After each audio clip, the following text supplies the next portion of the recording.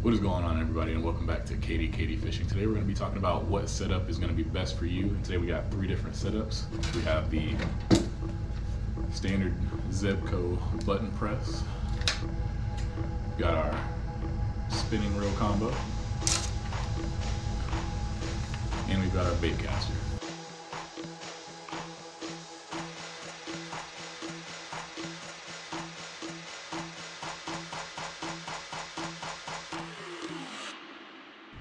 We're going to start off with the very basic and start out with the Zebco.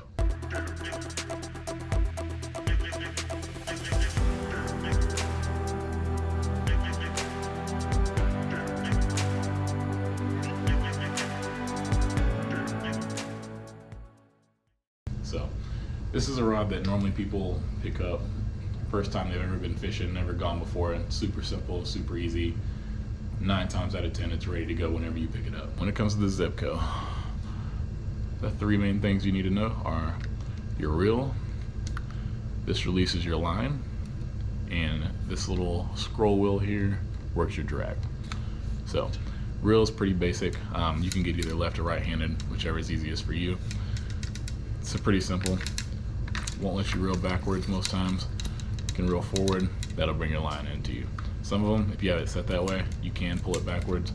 Just depends on what kind you get. If you get the super cheap ones, super basic, most times they won't do that, but I'm pretty sure you can get some decent ones out there. But this is gonna be your super simple, can pretty much throw anything for catfish bait, any bass lures, trout, anything like that can be thrown on this rod. As you can see here, each one's rated differently for line strength. It tells you the power of the rod. It'll be anywhere from light to heavy. And so there's a couple different options there for the Zebco, but again, it's a very basic rod, very basic setup. It's generally your first time fisher. I recommend just starting out with a spinning combo. I feel like it'll be easier to adapt to different things if you go from there. But Zebco's your way to go. Zebco's your way to go. So next we're gonna be talking about the spinning reel.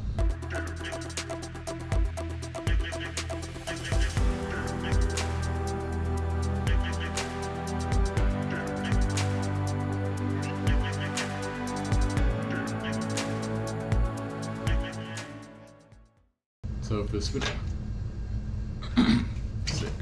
the spinning combo, I'm going to use my Shimano Symmetry as my example, and pretty sure this was a $90 setup, so not too expensive, not too cheap, but this is probably one of the better spinning rods I've had. I picked it up from Academy. You can get it from either Academy or Dick's or anything like that, but a spinning rod is generally going to be used for a lot of your finesse lures.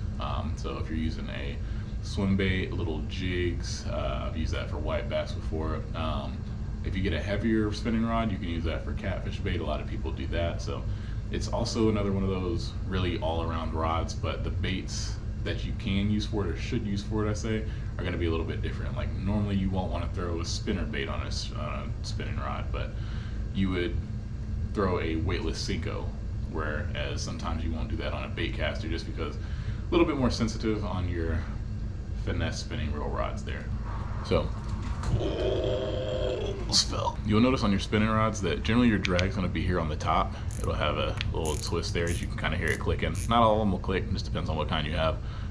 You can tighten it, which means it'll be harder for the fish to pull, or I can loosen it all the way and super easy to pull out. Smaller fish will be able to pull, fight harder and stuff like that. So you'll change that just depending on the type of fish that you're catching. Most spinning reels that you have can go from left hand to right hand. You can just unscrew the handle there, switch it to the other side. It just depends again on which one that you have. But one of the main differences, if you get a spinning reel and you're trying to look for a specific rod and you don't want to get one of the combos, make sure that you go for the larger eyelets there. Most times it'll tell you if it's for a spinning reel, but you'll see the larger ones toward the bottom and then the smaller ones towards the top. If it's all smaller, those will generally be your bait casting or your Zebco rods. So just be careful about if you're going from a spinning reel and rod combo to just a spinning reel and then you want to get a specific rod there. So again, there in super fine text, you can see that it's got rated again. Generally your spinning rods are going to be rated for pretty light line most of the time, especially if you're going for bass fishing. If you're going for catfishing or anything like that, they'll be rated for heavier line just because bigger fish, you're going to need some heavier line for that. But next rod that we're going to be talking about is the bait casting setup.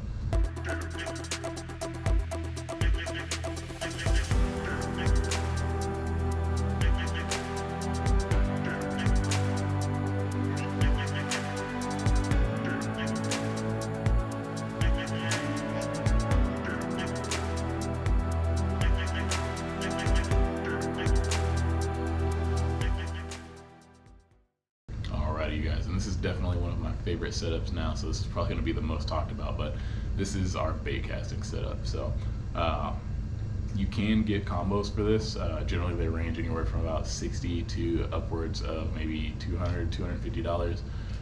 But I bought some of the lower end bait casting setups where it comes with the rod and reel, and those are honestly some pretty decent rods, just depending on what brand you go with.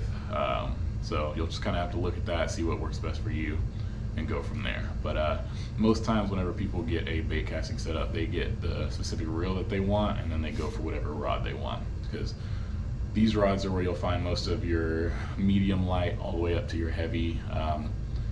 They vary differently depending on the baits that you want to throw, but this can throw pretty much just about any lure, any type of bait that you want. I've thrown weightless rigs on here. I've thrown, as you can see, I have jigs on here. I've thrown giant like 9-inch swim baits.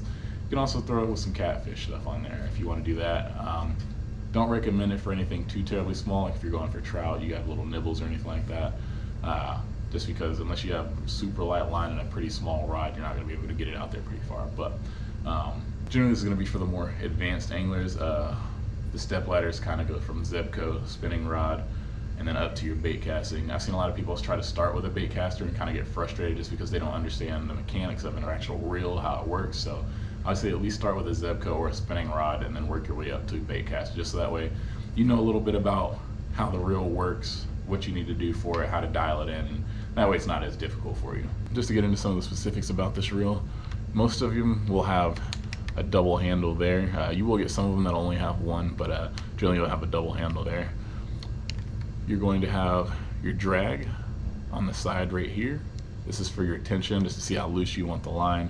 And instead of the it's kind of like the button press where you'll have to hold this down, but you'll also have to hold your thumb on the line while you're casting it and then let go whenever you're ready for the line to go out.